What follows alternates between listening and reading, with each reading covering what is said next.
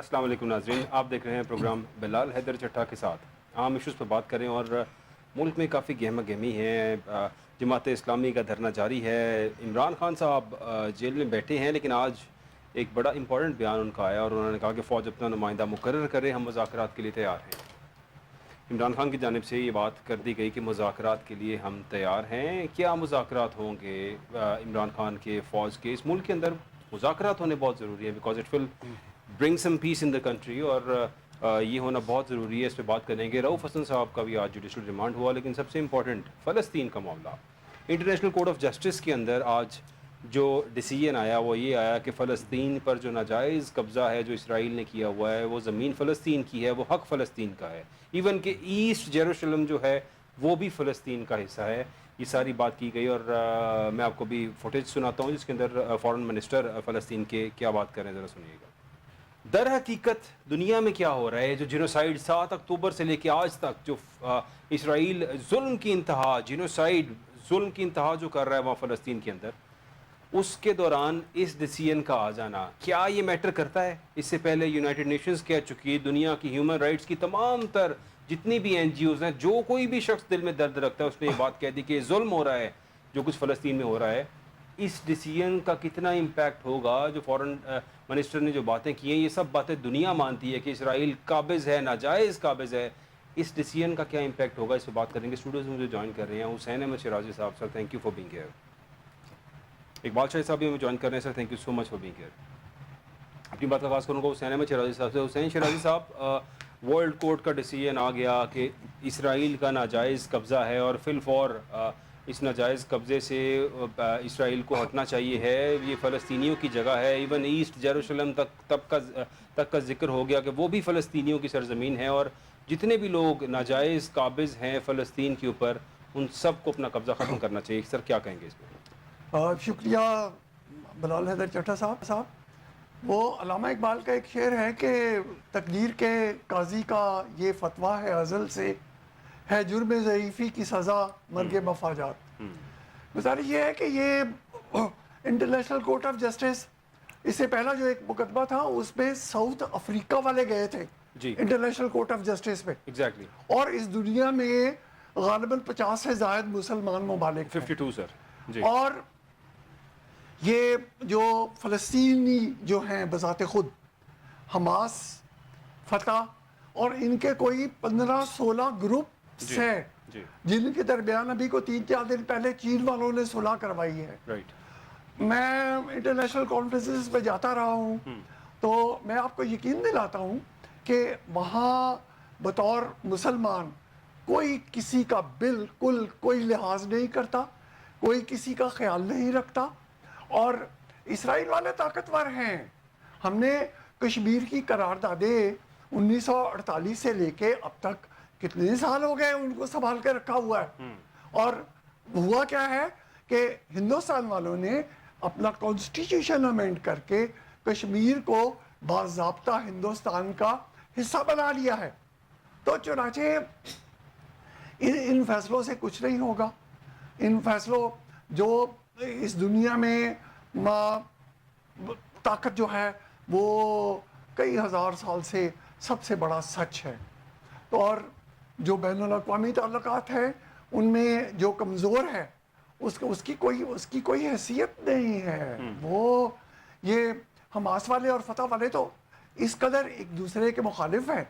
Hamas کا غزہ پہ قبضہ ہے جی. اور فتح والے جو ہیں وہ ویسٹ بینک پہ برسر اقتدار ہے. تو یہ 2003-4 میں جو الیکشن ہوئے تھے انہوں نے ایک دوسرے کے امیدوار جو تھے ان کو 10-10 منزلہ عمارتوں سے نیچے پھینک کے مارا تھا. بالکل.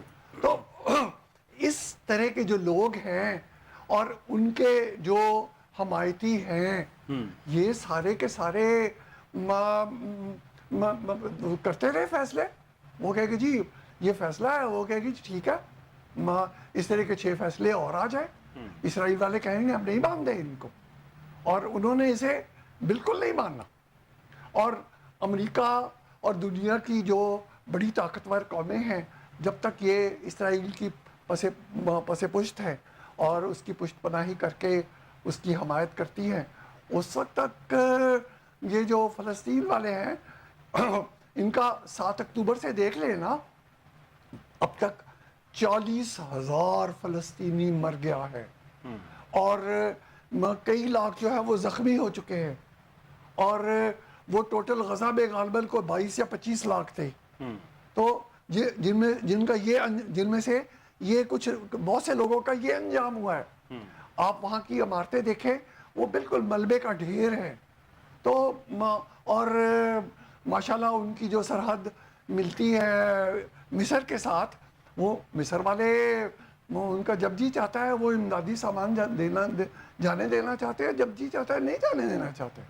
تو میں یہ سمجھتا ہوں کہ انٹرنیشنل کورٹ آف جسٹس کا جو فیصلہ ہے، اس سے ٹھیک ہے ایک مورل اتھارٹی تو قائم ہو گئی فلسطین کی، لیکن زمین پہ اس کا کوئی زیادہ اثر ہوتا مجھے تو دکھائی نہیں سر، دیتا. کیونکہ فلسطینی اس ٹائم پہ بچے بھوک پیاس سے بلک رہے ہیں، ان کے پاس پینے کو صاف پانی نہیں ہے، ان کے پاس کوئی کسی قسم کا کوئی سہولت نہیں پہنچ رہی ہے، کھانے کو خوراک نہیں پہنچ رہی ہے، بھوکا مارا جا رہا ہے انہیں. یہ ڈیسیژن اقبال شاہ صاحب، یہ ڈیسیژن کا کیا امپیکٹ ہوگا؟ کیا ان بچوں کو خوراک مل جائے گی، رہنے کے لیے چھت مل جائے گی؟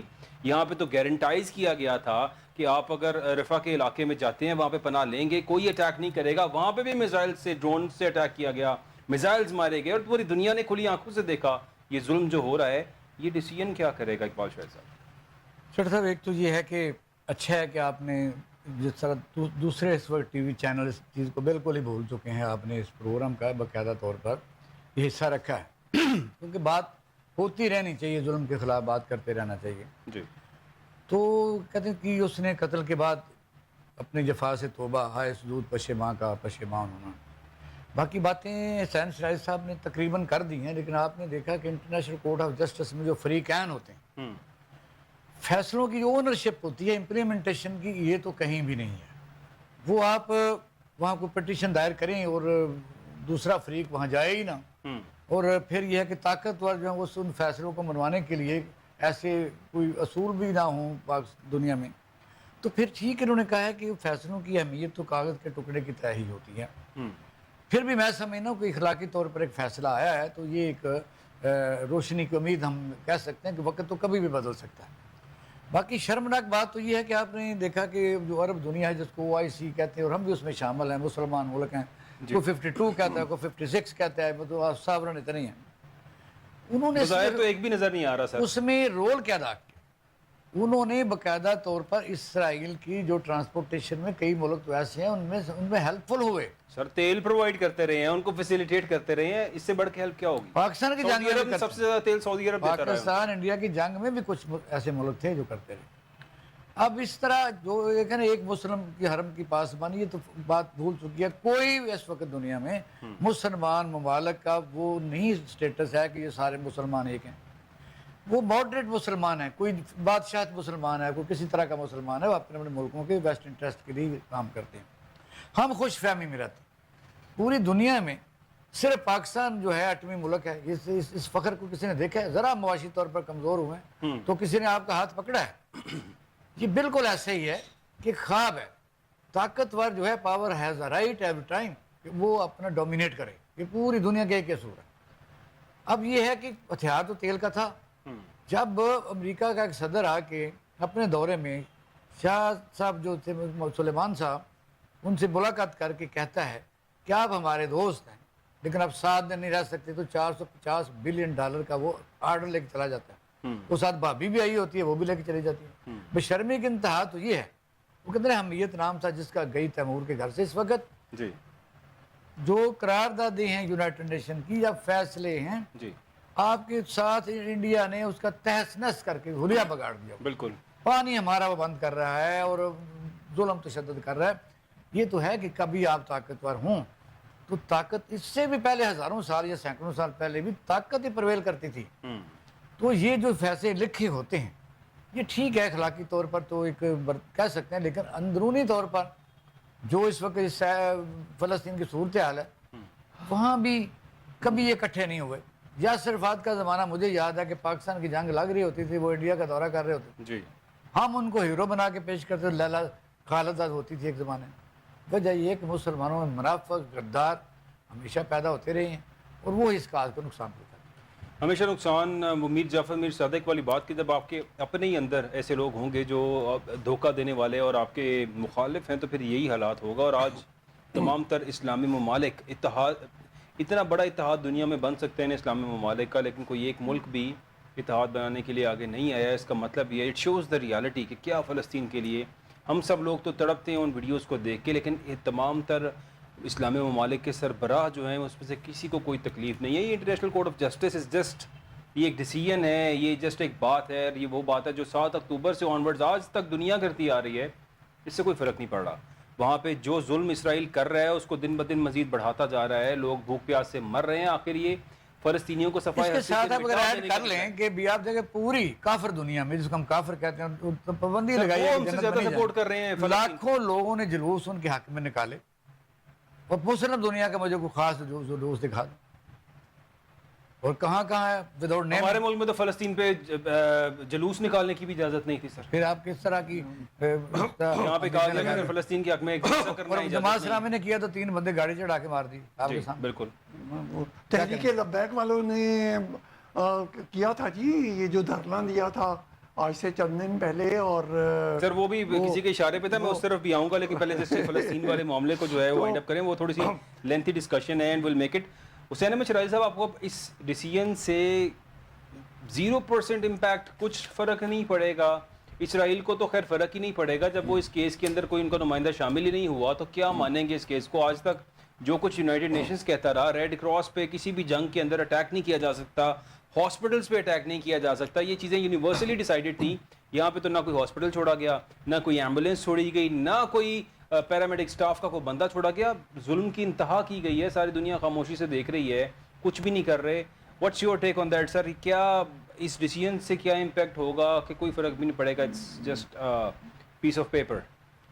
چٹا صاحب گزارش یہ ہے کہ اگر آپ وہ جو 7 اکتوبر والا مرحلہ تھا فلسطینیوں کا، وہ کیوں پیش آیا؟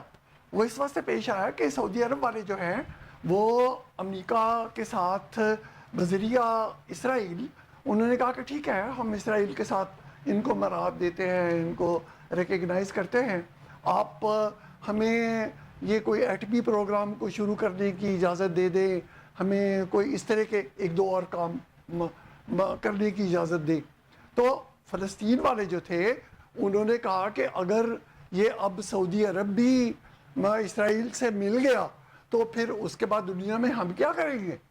تو چنانچہ 7 اکتوبر شروع ہونے کی ایک بنیادی وجہ یہ تھی کہ اسرائیل جو فلسطینی ہیں وہ چاہتے تھے کہ وہ ایک ایسا فلیش پوائنٹ کریٹ کر دے جس کے بعد سعودی عرب یا مصر یا یو اے ای یہ اسرائیل کی طرف بہت زیادہ اور نہ جھک جائے۔ جی۔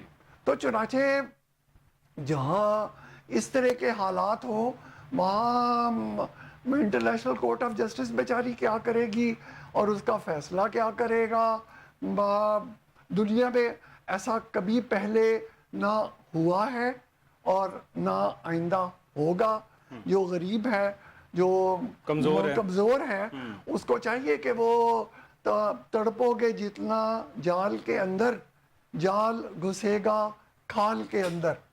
فلسطینیوں کے پاس، مسلمانوں کے پاس، عالم اسلام کے پاس یہ بہت بڑی ایک اپرچونٹی جو اس وقت دنیا میں علم کی بنیاد پہ ہے، تو ہمیں چاہیے کہ ہم وہ علم حاصل کریں جس کی بنیاد پہ ہم دنیا پہ قابو پا سکے۔ آپ آج اگر ہم نے تو ہمارا تو مذہب بھی وہ عیسائی لے گئے ہیں جی۔ ہم نے اگر کوئی قرآن کی آیت ڈھونڈنی ہو تو ہم گوگل کرتے ہیں، تو گوگل کی جو مرضی ہے یا جو انہوں نے پروگرام بنا کے دیا ہے تو گوگل وہ دکھا دیتا ہے۔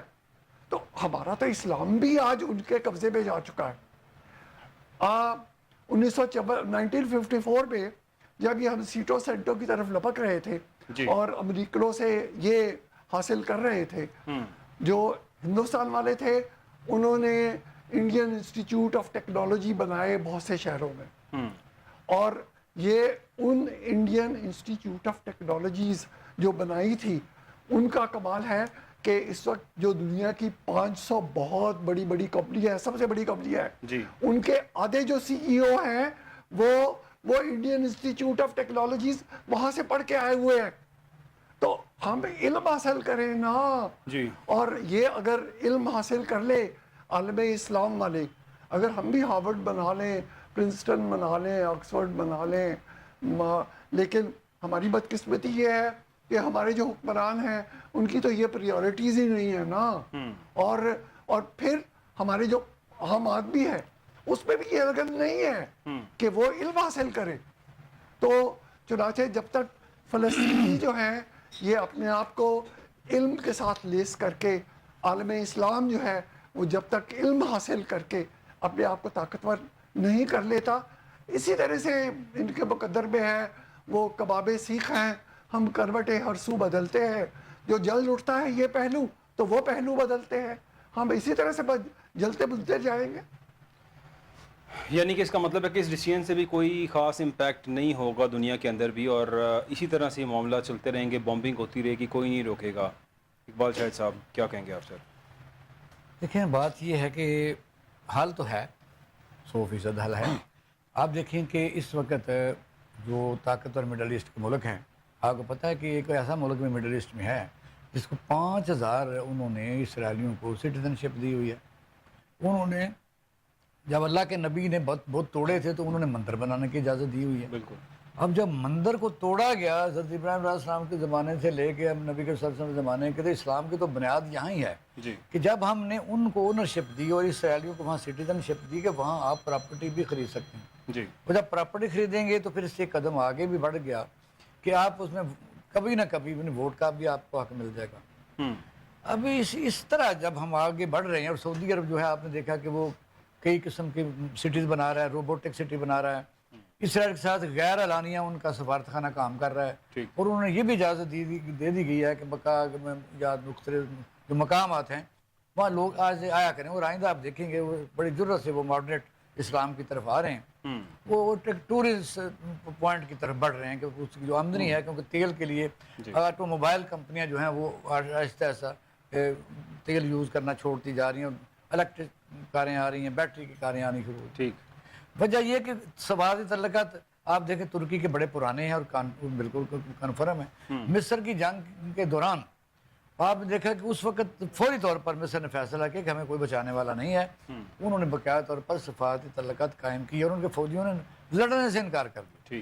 اور فوجی بھی ایسے تھے کوئی اے سی والے بنکروں میں بیٹھے ہوئے تھے. وجہ یہ ہے کہ اس وقت اگر شمشیر و ثنا اول والا صاحب ہو گیا. اب اس خواب سے ہم نکلیں. ہر ملک کو یہ چاہیے، خاص طور پاکستان کو. ہم کئی دفعہ یہ کرٹیسائز کرتے ہیں کہ جی پاکستان نے اس طرح آگے بڑھ کے نہیں کی، پروٹیسٹ نہیں کیا. میں سمجھتا ہوں کہ جب ان کے نزدیک ترین جو 7 سرحدوں کے، جس طرح ابھی شاہد صاحب نے کہا ہے کہ مصر والے بھی گھسنے نہیں دے رہے اور دوسرے اسلحہ دے رہے ہیں، اور ان کے کھانے پینے کی چیزیں وہاں سے گزر کے جا رہی ہیں، ٹرانسپورٹیشن ہو رہی ہے، سارا کچھ ہو رہا ہے. تو پاکستان جو ہے اس وقت اس کو اپنی جان کے لالے پڑے ہوئے ہیں. یہ اور پنگا لے کے کہاں جائے گا؟ وجہ یہ ہے کہ اس لیے پاکستان کو، یا سارے ہر ملک کو اپنے ذاتی مفاد کو بھی یا اپنی عوام کے لیے بھی اپنے ملک کی مضبوطی کے لیے بڑے قدم پھونک رکھنا چاہیے. اس لیے کہ آپ ہر طرف آپ ایک زمانے میں ٹانگ اڑاتے تھے، بوسنیا ہرزگوینیا، آپ نے دیکھا کہ ہر جگہ یہاں تو ہم کو مسئلہ حل نہیں کر سکتے. پاکستان کے اپنے عوام کو تو رائٹس ہم لے کے دے نہیں سک رہے. جہاں دنیا میں کہیں ہوتا تھا اپنی گاڑیوں کو آگ لگاتے ہیں. ابھی انہوں نے وہ جو باتیں کی تھی وہ ظاہر ہے اگلی دفعہ ہم کریں گے کہ پاکستان میں تو رینٹڈ اور فنڈڈ کام چلتا ہے. اس میں ہر طبقہ فکر کے لوگ شامل ہیں. ایک دم سوئے اٹھ کے آ جاتے ہیں. بھئی کئی لوگوں کو 1,00,000 ووٹ میرا 17 ایم این اے لے کے بیٹھے ہوتے ہیں، یا کئی لوگوں کو 70,000 ووٹ سے ہارتے ہیں، وہ پاکستان کی سیکیورٹی کے سب سے بڑے وزیر دفاع بن کے بیٹھے ہوتے ہیں. یہ کیا پتہ نہیں آپ کو؟ جس ملک میں انصاف خود نہ ہو تو انصاف مانگنے کا کون سا حقدار ہے؟ اور وہ لٹھ لے کے کہے جی یہ انصاف اپنے انٹرنیشنل جورسٹ جو کورٹ ہے کیا ہے تو ہم جو اس کو منوا کے چھوڑیں گے. نہیں سر، پہلے گھر کی خبر. یہ بات تو اقبال صاحب آپ اور میں کر رہے ہیں، ہماری حکومت کی جانب سے اس پر کوئی ریمارکس نہیں آئے. میں تو یہ کہہ رہا ہوں آپ بڑی ضرورت سے آپ نے پروگرام کیا ہے. ہاں اس طرح کے کوئی سرکاری طور پر آپ کو کوئی اس طرح کا ہینڈ آؤٹ ملا ہے یا کوئی پریس کانفرنس ملی ہے اس غیرت والی کو ملی ہے کسی سیاسی جماعتوں سے، کسی مذہبی جماعتوں سے، کسی سول سوسائٹی سے ملی ہے؟ مجھے بتائیے کہ تو ظاہر ہے کہ لیکن ایک بھی آدمی ہو تو اگر روشنی پھیلانا چاہتا ہے، وہ اچھی سی بات کرتا ہے تو اسے کرتے رہنا چاہیے۔ فلسطین کے اوپر اچانک سے سعد رضوی صاحب کو کچھ روز پہلے خیال آیا تھا، یہ شاید ان کو انفارمیشن لیٹ ملی، 7 اکتوبر سے آنورڈ سوئے ہوئے تھے، اچانک سے ان کو کہیں سے اشارہ آیا کہ فلسطین جو ہے وہ وہاں پہ معاملہ خراب ہے، آپ جائیں جا کے دھرنا دے دیں۔ انہوں نے فیض آباد میں دھرنا دے دیا۔ یہ دھرنے ہمیشہ کسی کے اشارے پر ہی ہوتے ہیں، اس کے پیچھے بیک اینڈ پہ کوئی نہ کوئی ایسی چیز ہوتی ہے جو کسی مقصد کے لیے وہ دھرنے کیے جاتے ہیں۔ بعد میں سعد صاحب نے ڈیل کی اور چلے گئے۔ ہمیشہ دھرنے اسی طرح ہوتے ہیں۔ طاہر القادری صاحب کا دھرنا دیکھیں، ڈیل ہوئی چلے گئے۔ سعد صاحب کے والد صاحب آئے تھے، ڈیل ہوئی چلے گئے، سب آئے ڈیل کی چلے گئے۔ یہ ڈیل کے مقصد کے لیے اسلام کو، اپنے مسلمان بھائیوں کو، باقی تمام چیزوں کو استعمال کیا جاتا ہے، ان کے لیے کوئی کچھ کرنا نہیں چاہتا۔ یہاں پہ حسین احمد شیرازی صاحب سٹارٹنگ فرام ہیئر سر، یہ جو سعد صاحب والا دھرنا تھا اور پھر اس کے بعد جماعت اسلامی پہ بھی آتے ہیں، کیا کہیں گے سر اس پہ؟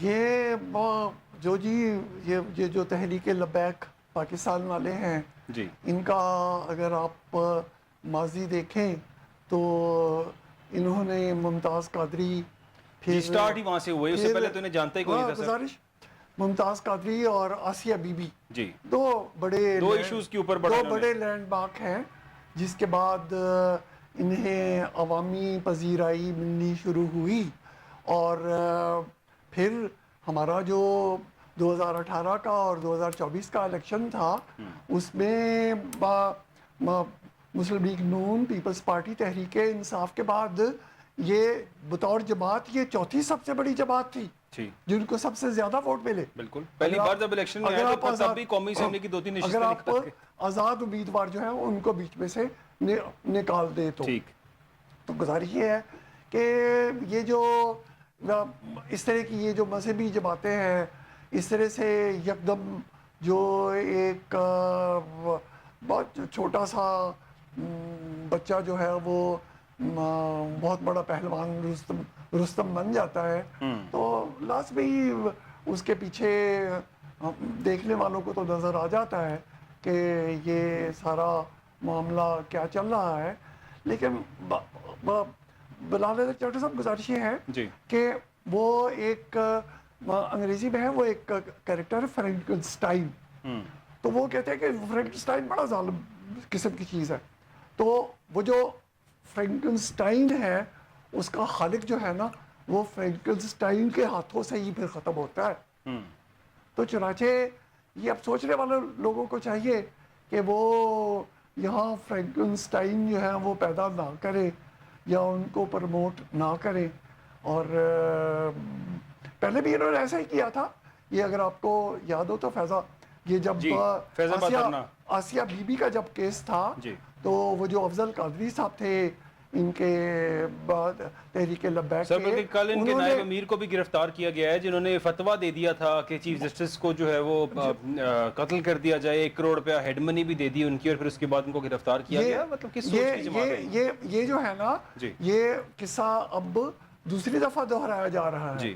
اس سے پہلے وہ جو افضل قادری صاحب تھے ان کے جو غالباً صدر تھے تحریک لبیک کے، انہوں نے کہا تھا کہ یہ جسٹس ثاقب نثار، آصف سعید کھوسا اور مظہر عالم میاں خیل، یہ ابھی جو پھر بن رہے ہیں ایکسٹینشن پہ آ گئے ہیں، تو ان 3 ججوں نے آسیہ بی بی کا کیس کا فیصلہ دیا تھا، تو انہوں نے کہا تھا کہ ان کا کوئی ڈرائیور، ان کا کوک، ان کا گارڈ جو ہے وہ ان کو گولی مار دے، جس میں پھر انہوں نے ان کو قادری صاحب کو پکڑ لیا تھا، اور پھر انہوں نے کہا جی میرا بیان تو روڈ کے پیش ہوا، اور پھر اس کے بعد تقریباً وہ پھر منظر سے غائب ہو گئے تھے وہ۔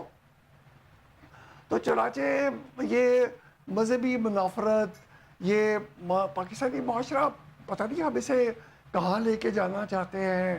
اس معاشرے میں جو پاکستان اسلام کے نام پہ بنا تھا لیکن مسلمانوں کے لیے بنا تھا، ورنہ جمعیت العلماء ہند، یہ جو جماعت اسلامی، احرار، یہ سارے پاکستان کے مخالف تھے، تو لیکن جب پاکستان بن گیا تو اب مولانا فضل الرحمان صاحب بھی فرماتے ہیں کہ جی ہم نے پاکستان بنایا۔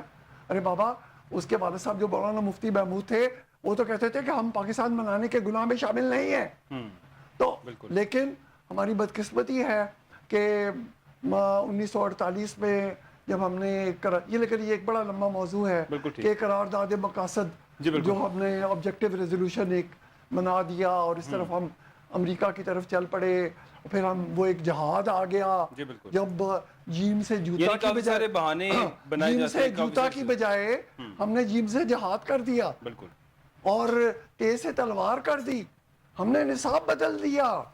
ہم نے 1979 سے لے کے 2018 تک یہ ہم نے کون سا کام تھا جو امریکیوں کی خوشنودی کے لیے نہیں کیا. اور یہاں جو مذہبی جتھے تھے ان کو ہم نے پروموٹ کیا، ہمیشہ پروموٹ کیا اور کرتے رہے، اس لیے پھر مذہبی جتھے جو تھے وہ ہمیشہ کوئی سیاسی جماعت بن گئے، کوئی کچھ بن گئے، اور پھر جو دل کیا اور جو امیر نے چاہا وہی ہوا. ابھی بھی دھرنوں کا موسم جاری ہے. اقبال شاہد صاحب، if we talk about the political chessboard of the country، تو یہاں پہ دھرنے دیے جاتے ہیں ہمیشہ کسی کاز کے لیے، کسی مقصد کے لیے، اور جو پلیئر ہے، جو ایکچول پلیئر ہے، وہ ہمیشہ اپنا پیادہ موو کرتا ہے اٹیک کرنے کے لیے. دھرنا چند دن کا سعد رضوی صاحب کا ہو یا جماعت اسلامی کا بھی کا دھرنا، جس میں جماعت اسلامی کی جو ڈیمانڈز ہیں وہ ہر ایک شخص کی ڈیمانڈ ہے اس ملک کے اندر، عوام کے دل کی بات ہے جو جماعت اسلامی کہہ رہی ہے، جس لیے وہاں پہ بیٹھے ہوئے ہیں. اس کا اینڈ کیا ہوگا اور کس طرف یہ جماعت اسلامی کا دھرنا جا رہا ہے، کیا کہیں گے آپ اس پہ؟ کچھ صورتحال یہ ہے کہ کئی باتیں ایسی ہیں جو ناگفتی ہیں وہ کرنے میں آپ نے دیکھا کہ نہ تو ہم افورڈ کر سکتے ہیں اور نہ ٹی وی چینل کر سکتا ہے. یہ شروع سے ہی آپ نے دیکھا البدر الشمس سے شروع کر لیں آپ، جب اس پاکستان بنگلہ دیش بنا تو کون لوگ تھے. پھر یہ ہے کہ ایوب خان کو کندھا کسی نے دیا، اس کے بعد ضیاء الحق کے ساتھ جو ٹرپل حکومت کی گئی اور دھاندلی 4-5 سیٹوں پر نظام مصطفیٰ تحریک کس طرح بنا دی گئی، اور پھر یہ حکومت کئی لمبی سیاہ رات صدر ضیاء الحق کی آ گئی. کئی دفعہ ایسا ہوا کہ پھر آپ نے دیکھا کہ جماعت اسلامی نے اسلام آباد میں بہت تشدد ایک انہوں نے ایک ایسا اپنا دھرنا بھگتا ایک زمانے میں. ٹھیک، یہ چیزیں سب کو اب سمجھ لگ گئی ہیں، کیونکہ پہلے تھوڑا سا لوگ دیہاتوں میں رہتے تھے، ریڈیو ٹی وی نہیں ہوتا تھا. آہستہ آہستہ ان کو یہ سمجھ نہیں لگ رہی کہ لوگوں کو کافی پتہ چلتا جا رہا ہے. اب جو مقاصد حاصل کرنے ہوتے ہیں فیض آباد دھرنے سے وہ تو ہو گئے تھے، آپ کو پتہ ہی ہے. ٹھیک، اسی دوائی سے پھر دوبارہ علاج کرنا چاہا، لیکن لوگوں نے اس سے پہلے کہہ لیا کہ بھئی یہ جو اس سے کہتے ہیں کہ اب میرا باپ جو ہے اس کا بدل دیں گے اگر بجلی کے ریٹ کم نہیں کریں گے اگلے یا پیٹرول کے.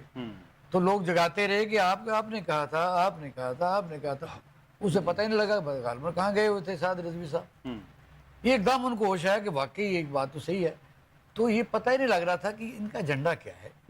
لیکن ہوا یہ کہ وہ کس لیے وہاں دیوار بنائی گئی تھی، کیونکہ آپ کو تھوڑا سا پیچھے لے جاؤں کہ اس وقت P T I long march کا منصوبہ بنا رہی تھی جو ایکسپوز ہو گیا. ان کو وہاں لگانے کا مقصد یہ تھا کہ کوئی بندہ بھی اگر وہاں سے گزرنے کی کوشش کرے گا تو یہ ایک ڈیفنس لیئر ہوگی. رائٹ. اور جو حکومت کا کام کرے گی لیکن اسی تناظر میں اگر دیکھا جائے تو پاکستان تحریک انصاف نے جمعے کی کال دی ہوئی تھی. پاکستان تحریک انصاف چاہ رہی تھی کہ ملک گیر احتجاج کرنا، جگہ جگہ دھرنے دینا، اس سے پہلے جماعت اسلامی کا نکل آنا، کال دینا، جماعت اسلامی کا بیٹھ جانا، جا کے جگہ مل لینا اور کسی اور کو وہاں پہ نہ آنے دینا. آپ کو لگتا ہے یہ بھی لانچ کیے گئے ہیں؟ آپ دیکھیں سرتاج گل اپنے گھر میں موجود ہے اور پولیس وہاں چلی گئی، دفعہ 144 لگی ہوئی ہے. اس نے پوچھا کہ گھر کے اندر کون سی ہوتی ہے. پھر یہ ہے کہ آپ نے دیکھا کہ ایک دیر رات میں 11,000 بندہ پکڑا جاتا ہے، کتنی ہماری جو ہے. تو جو خسرو نے حملہ اسلام آباد میں گئے وہ آج تک نہیں پکڑے گا. آئی جی صاحب کہتے ہیں کہ وہ اس کے پیچھے ہم لگے ہوئے. بالکل. اب یہ سمجھ تو لگ رہی ہے سب کو، لیکن طاقتوروں کے ظاہر ہے جب گمان ہوتا ہے ان کا اور نشہ ہوتا ہے حکومت کا، ان کو سمجھ نہیں لگتی. جماعت اسلامی کا تھوڑا سا میرا اپنا پوائنٹ ہے وہ یہ ہے، دیکھو ہے تو وہ عوامی مطالبہ تو اپریشیٹ تو میں کرتا ہوں کیونکہ کوئی تو نکلا. وجہ یہ ہے کہ اس کو ہائی لائٹ کیا. اور آج آپ رات کو دیکھ لیں گے کہ انہوں نے ویسے تیل کم کرنا تھا کیونکہ لوگ تو ان کے گلے پڑ رہے تھے. وہ اس پر اس دھرنے کو آڑ بنا کے کوئی 10 روپے آپ کو جسٹیفائی کرنا چاہتے کہ دیکھیں ہم نے کچھ تو کیا. لیکن یہ اس کا مطلب اور تھا. آپ دیکھیں کہ بجلی کے ریٹ اور اتنے ہائیسٹ لیول پر چلے گئے ہیں کہ آج کی تاریخ تک 54 لوگ ہو گئے جنہوں نے خودکشی کی ہے. اور یہ ہے کہ جس کا آج میں نے اپنا میٹر چیک کروایا بلوا کے سارے بند کیے تھے، میٹر چل رہے تھے دونوں. ہم لندن گئے ہوئے تھے، 25 دن بعد آئے تو بل 130,000 روپے. یعنی یہ تو ڈاکہ جو حکومت ڈال رہی ہے، یہ ساری فرسٹریشن نیچے جا کے خود لیڈر لیس تحریک بننے جا رہی تھی۔ اس کا یہ کیا گیا کہ جو آئی پی پیز ہیں، آپ نے دیکھا کہ کئی سال پہلے کیا تیرے جی ساورن گارنٹی ہے آئی پی، تو ہمیں بھی نہیں سارا پتا تھا۔ ایگزیکٹلی، ہمیں تو پتہ ہی نہیں تھا، یہ کسی کو کوئی علم ہی نہیں تھا کہ مہینہ سب لوکل پہلے لوگ ہیں۔ جب کسی نے کہا کہ بھئی دیکھو چور کہاں گھسا ہوا ہے، پتہ چلا پارلیمنٹ کے اندر بیٹھے ہوئے ہیں، بالکل جس طرح انگلی کرو چور بیٹھا ہوا ہے، بالکل۔ آٹے کا چور، چینی کا چور، گیس کا چور، اور یہ ہے کہ بینکوں کا چور، قرضوں کا چور، ریمیشن آف انٹرسٹ کا چور۔ تو یہ پتہ چلا کہ بجلی کے جو پیسے سارے لوگ اکٹھے کر کے دینے یتیموں کو، یتیم کہاں ہے؟ پتہ چلا یہ سامنے بیٹھے ہیں، تو حکومت بھی کر رہے ہیں، اور دوسرا حکومت کے سب سے اوپر یعنی براجمان بیٹھے ہیں بڑی بڑی کرسیوں کے اوپر، ایک بڑے گھر میں بیٹھا ہے کہ اس سے بھی بڑے گھر میں بیٹھا ہوا۔ اب بات یہ ہے جب لوگوں کو پتہ چلا تو پھر انہوں نے کہا کہ کچھ نہ کچھ کرتے ہیں، اور پھر آپ نے دیکھا کہ چیمبر آف کامرس آ گئی، پھر سابقہ جو گوہر صاحب ہیں پیپٹیما والے وزیر تجارت بھی رہے، انہوں نے ڈیٹا دیا کہ 450 بلین جو ہے روپیہ فلاں کو چلا گیا ہے، 10 بلین ہر مہینے جا رہا ہے، فلاں 4 آدمیوں کو جا رہا ہے۔ پھر انہوں نے کہا کہ کریں کیا؟ یہ سر باقاعدہ میکینزم بنا ہے کہ یہ تو چلو ہم کچھ نہ کچھ کرتے ہیں، یہ نہ کہ انقلاب آ جائے تو ہمیں گھر سے نکال کے سارے پیسے لے لیں۔ چائنا نہیں مانے گا، کیونکہ چائنا کی سافرن گارنٹی ہے جو ان کے شیئرز ہیں۔ ٹھیک، جب ہمارے وزیر اعظم صاحب گئے تھے تو آپ کو پتا ہوگا تو کروڑ ہم نے کیے تھے، میرا اتفاق ہے کہ چائنا سے میرے ساتھ لائن پر بندہ موجود تھا، ہم نے اسے منع بھی کیا کہ یار اتنا شاندار دورہ ہے، وزیر اعظم پاکستان کو ہم اپریشیٹ کرتے ہیں، سپورٹ کرتے ہیں۔ اس نے کہا تمہیں کس نے کہا یہ دورہ ہے؟ انہوں نے حساب کرنے کے لیے بلایا ہے، بالکل ٹھیک۔ انہوں نے باقاعدہ کہا کہ یہ آپ نے پیسے نہیں واپس کریں، اور آپ پھر وہی بات سچ نکلی کہ کوئی ایک ٹیڈی پیسہ نہیں آیا، بلکہ انہوں نے جو لون دیا تھا ایکسٹینڈ کرنے سے بھی انکار کر دیا۔ بالکل۔ اب انہوں نے کہا جی ہمیں 14% پر جو لون واپس کریں، اور یہ ساورن گارنٹی ہے، اس لیے جماعت اسلامی جو ہے وہ ایک قومی اور نیشنل کاز کے لیے میدان میں ہے کہ حکومت کی سپورٹ کے لیے، کہ تاکہ عوام کیا چاہ رہی ہے کہ چائنا کو ذرا کہا جائے کہ وہ عوامی پلس ہے کہ خدا را آپ تھوڑا سا مہربانی کریں، ہم بھی کوئی حصہ ڈالتے ہیں، کیونکہ اگر 10 کروڑ لیا ہے تو کروڑ ہم بھی دے دیتے ہیں۔ تو مسئلہ یہ ہے یہ صرف فراڈ ہے، چکر بازی ہے۔ اگر میری بات سن، بجلی کے بل مسلم لیگ کو نہیں آ رہے، ان کے ورکر کو، نون لیگ کے یا پیپل پارٹی کو نہیں آ رہے، پی ٹی آئی کو اور آپ کو مجھے نہیں آ رہے، تو اس دھرنے میں پھر کون ہے؟ پھر یہ ہے کہ اتنا صاف اور شفاف طریقے کرکٹ کھیلی جا رہی ہے، بالکل ایماندار سے آپ دیکھ لیں کرکٹ کھیلی جا رہی ہے اور لوگ بیٹھے ہوئے ہیں۔ اور یہ بھی ہے کہ یہ جماعت اسلامی جو مطالبات لوگوں کو ہائی لائٹ کر، یہ کبھی نہیں منوا سکیں گے، مجھے بتائیے، کیونکہ جو آئی پی پیز کے لونز ہیں وہ 50% یہ کر ہی نہیں سکتے۔ اس طرح پیٹرول ڈیزل کی قیمتیں خاص حد تک تو کہہ سکتے ہیں، اس سے آگے نہیں جا سکتے۔ عام آدمی کا 500 یونٹ نہیں کر سکتے، 50 یونٹ نہیں کر سکتے۔ تو وجہ صرف یہ کہ ایک سیف اب کتنے دن لوگ بیٹھیں گے مجھے بتائیے؟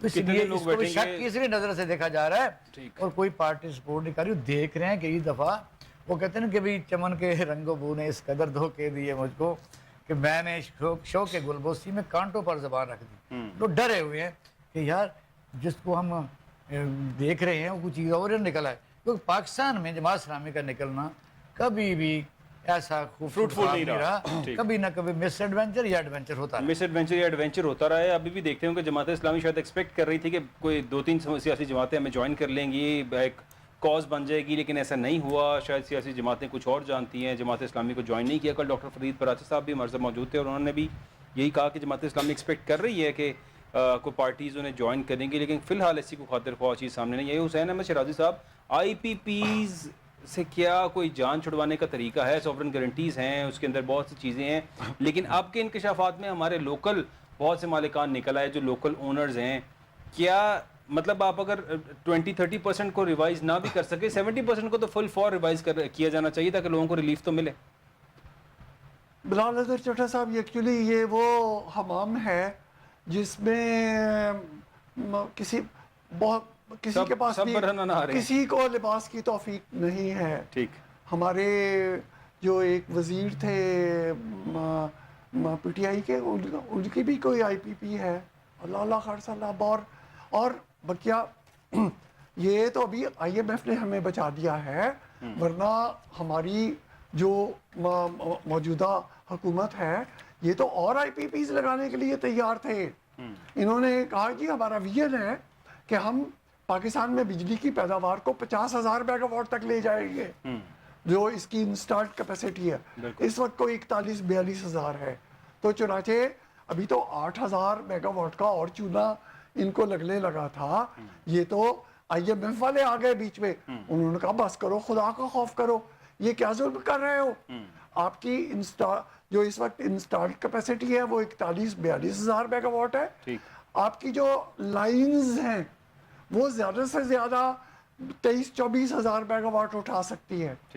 تو آپ نے یہ بجلی لگا کے کرنی کیا ہے, یہ کس کے کام آئے گی. تو چنانچہ پھر اب ہم نے یہ سوچا ہے کہ ہم یہ مزید اس قوم پہ مہربانی کریں اور مزید ہم اس مد میں جو لوٹ مار کرنی ہے, یعنی جو IMF کو برا بھلا کہتے ہیں یہ حکمران اور یہ سیاسی لوگ جو کہتے ہیں کہ IMF ظلم کر رہے ہیں, IMF کوئی ظلم نہیں کر رہا ہے, یہ خود ظلم کر رہے ہیں. نہیں, یہ نیکی کا کام وہ کر گئے نا ہمارے ساتھ. بقیہ یہ جو IPPs کے ساتھ ہمارے معاہدے ہوئے ہیں, اس کا تو جی میں نے ایک دفعہ پہلے بھی کسی پروگرام میں گزارش کی تھی کہ اس کا علاج جو ہے نا وہ 2019 میں یہاں جو IPPs والے ہیں ان سب کو بلا کے, اور یہ آپ پارے کے پاس کوئی دفتر ہے, نام کیا لینا, وہاں یہ طے پایا تھا کہ جو ڈالر ہے 148 روپے پہ اس کو فریز کر دیا جائے گا. تو چنانچہ 2022 کو ہوا, اگر 2020 تو اگر یہ کیا جا سکتا ہے 2020 میں کہ اگر یہ ڈالر 148 پہ نہ اس کو سٹک کیا جائے, اور یہ آج جو 278 یا 279 جو ریٹ ہے اس پہ اگر آپ لگائیں تو آپ حساب لگائیں کہ ہماری بجلی کی قیمت کہاں ہوتی.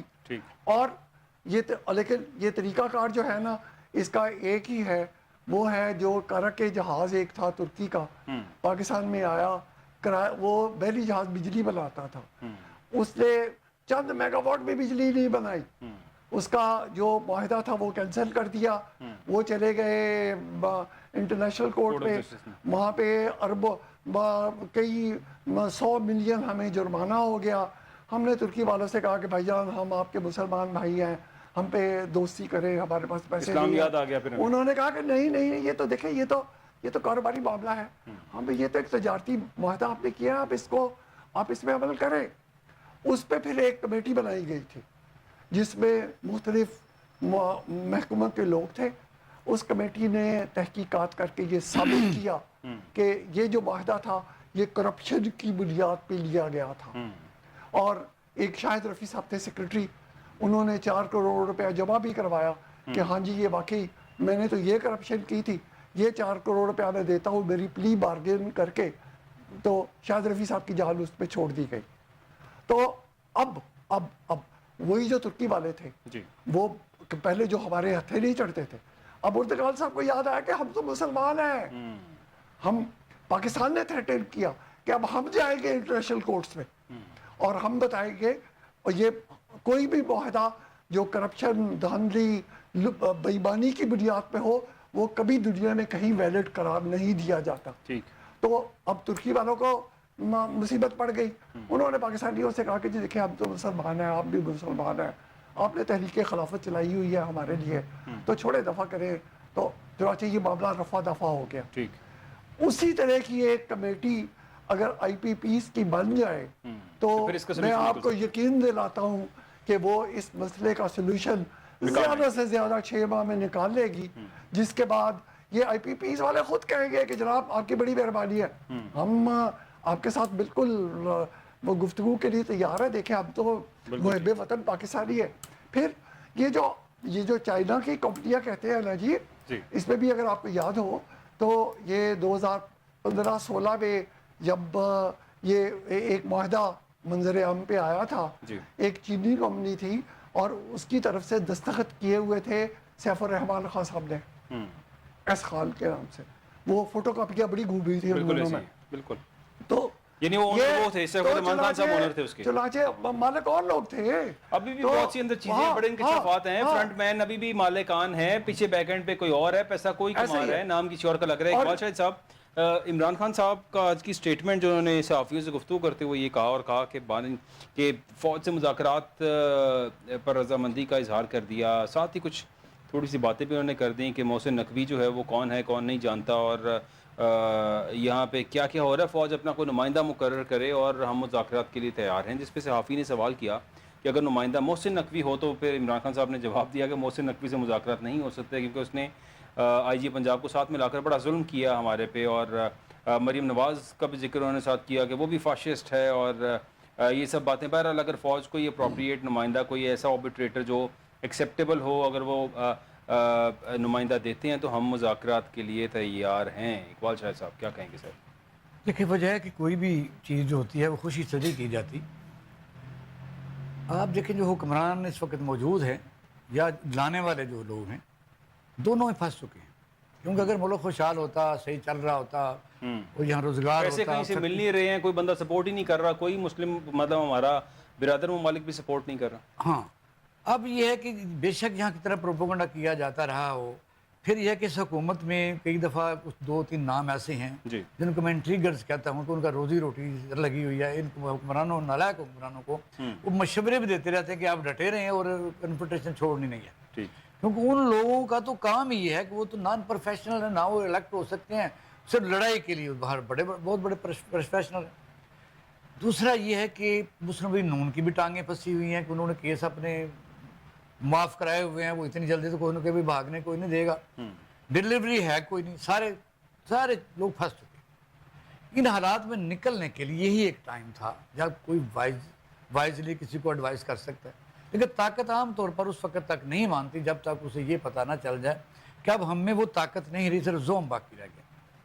اب آپ دیکھ سکتے ہیں کہ عمران خان نے پچھلے دنوں میں ایک فیلر پھینکا تھا کہ تھرو علی گوہر کہ نئے الیکشن کے لیے تیاری کریں. حالانکہ مطالبے تو اور تھے کہ ہمیں یعنی 45 جو ہے وہ اس کو کھولا جائے اور ہماری تو اکثریت ہے 180 اس وقت نیشنل اسمبلی میں حکومت میں بنانے دی جائے. لیکن یہ ایک راستہ ضرور تھا کہ اگر کوئی آدمی پوری اپنی اس کلیم کو حاصل نہیں کر سکتا تو ایسی ضرور چیز کرے جس کو آئندہ کے لیے بہتری ہو. اچھا وہ فیزیبلٹی کی طرف گیا، کچھ لوگوں نے اس کو آنر بھی کیا، اور خاص طور پر میرا خیال یہ ہے کہ اسٹیبلشمنٹ کی کچھ پورشن نے اس کو یہ اسی لیے کیا کہ اگر 45 پر آتے ہیں تو الزام پھر ہم پر آئے گا. پھر اب کیا ہوا بھی آپ لوگوں نے کیا کیا تھا، اگر آپ پیچھے نہ ہوتے تو ان کی اوقات کیا تھی، یہ لوگ خود ہی نپڑ لیتے. یہ تو بات درست ہے. اور پھر 9 مئی کے بعد پی ٹی آئی کے ساتھ جس طرح بروٹل اسیسینیشن یا پنشمنٹ ہوئی ہے، اور گھروں میں جس طریقے سے ہم تو کشمیر کو روتے رہتے ہیں، جس طرح گھروں میں لوگوں کو، عورتوں کو پکڑ کے لوگوں کو ننگا کیا گیا، تو کوئی شک تو نہیں ہے. لوگوں کو اپنی وفاداریاں بدلنے کے لیے کیا کیا ماؤں بہنوں کے ساتھ تصرف کیا گیا. پھر یہ بھی سب کو پتہ ہے کہ اس دور میں جن لوگوں نے پریس کانفرنس کی وہ اسی دن ٹھیک ہو گیا. اتنی بڑی ڈسکریمنیشن، اتنی انجسٹس اب کس دور میں ہوئی وہ آپ کو پتہ ہے کہ انٹرم گورنمنٹ تھی، اور وہی لوگ تھے جو پولیس میں ہیں، کسی نے ہٹایا ہی نہیں. چلو کم از کم اتنی دو کو کر سکتے، ان لوگوں کو کسی اچھی پوسٹ دے دیتے تو وہاں سے ضرور کرتے. میں کہتا ہوں کوئی بھی ذمہ دار ہے، ملزم ہے یا مجرم ہے، لیکن یہ بھی تو انیفیشنسی ہے یا بہت بڑا بلنڈر ہے کہ انفورسمنٹ ایجنسی کا ہیڈ جو ہے وہ لگا رہے اور وہ جو ہے کسی کو روک ہی نہ سکے، جہاں مرضی کو آگ لگاتا پھرے. آپ کے سامنے کچھ نہیں بدلا.